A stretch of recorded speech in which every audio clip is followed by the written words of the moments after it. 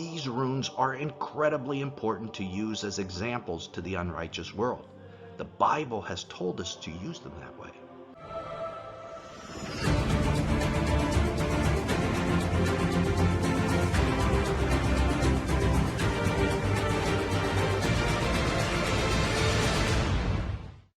The Sodom and Gomorrah runes were found in the 1990s by Ron Wyatt.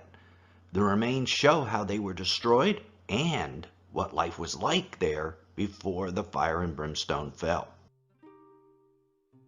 In this episode, we'll also look at Scripture to see how the biblical record helps us interpret those archaeological findings around the Dead Sea.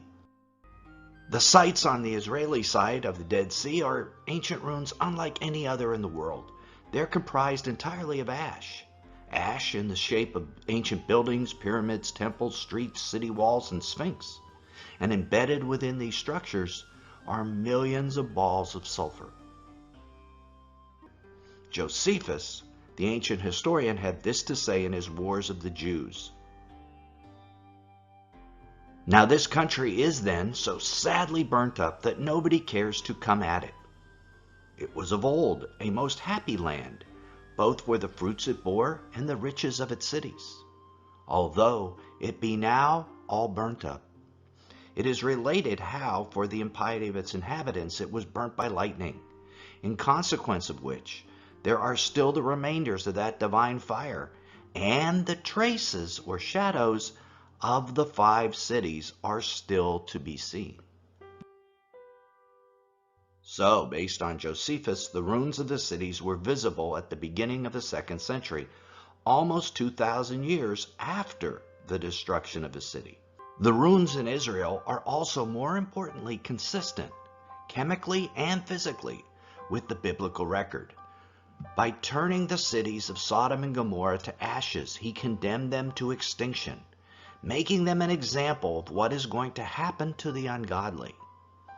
So the Bible tells us to expect the ruins to be ashes, just like we find on the western side of the Dead Sea.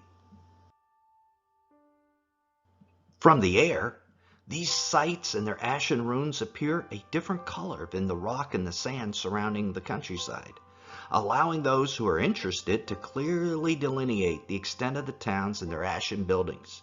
Of course, we got to remember that the full extent of wooden buildings at that time that encompassed the towns might have extended quite a bit further into the plain of the Jordan.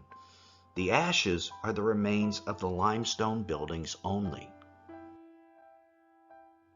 That is because chemically, the ash deposits, and that's all that's left of the previous buildings, have been tested in laboratories and are calcium sulfate, exactly the material you'd expect to find when buildings made of limestone or calcium carbonate is exposed to sulfur in the presence of extreme heat.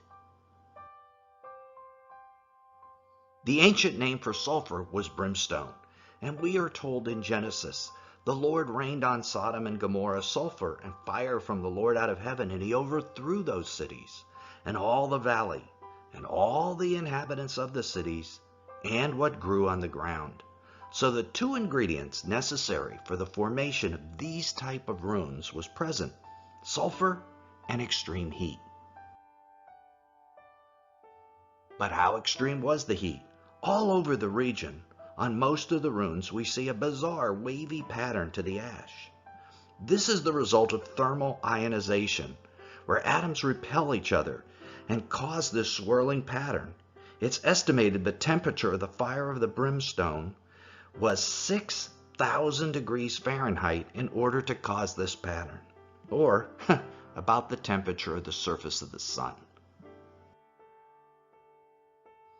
Now the ashen remains appear to be man-made, shaped like buildings with right angles, arches, doorways, and other features that just can't be naturally occurring. And they are made out of the exact material we'd expect: calcium sulfate, and embedded with millions of sulfur balls, so pure in form that they are found nowhere else on Earth. So this is exactly what we'd expect from the destruction of Sodom and Gomorrah. But if this is the first time you're hearing about these ruins, one has to question why. Why, if these remains have been known since the 1990s, why are you just hearing about them now? Why haven't movies and documentaries been all over TV about a find like this that proves a Bible story?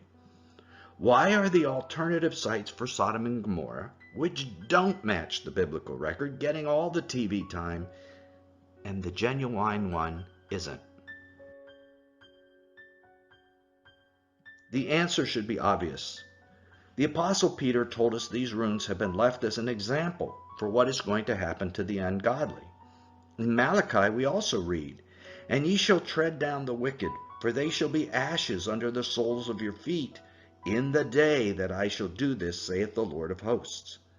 The cities of the wicked will be ashes on the day of the Lord, just like Sodom and Gomorrah are now. And our ungodly culture doesn't want proof of a Bible story being true, and certainly doesn't want an example like that of what's going to happen to them, possibly personally. However, these ruins are incredibly important to use as examples to the unrighteous world. The Bible has told us to use them that way. We've already saw what Peter had to say about this, and Jude also makes a similar comment. Sodom and Gomorrah and the cities around them, since they, in the same way as those judged in gross immorality and went after strange flesh, are exhibited as an example in undergoing the punishment of eternal fire. How can we witness using these ruins? Well, one of the best ways is to share this video on social media to reach as many as possible with these stunning videos and stunning scriptures.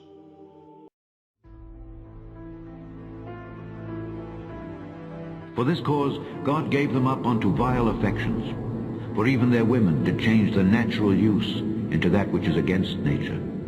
And likewise also the men, leaving the natural use of the woman, burned in their lust one toward another, men with men, working that which is unseemly, and receiving in themselves that recompense of their error which was meet.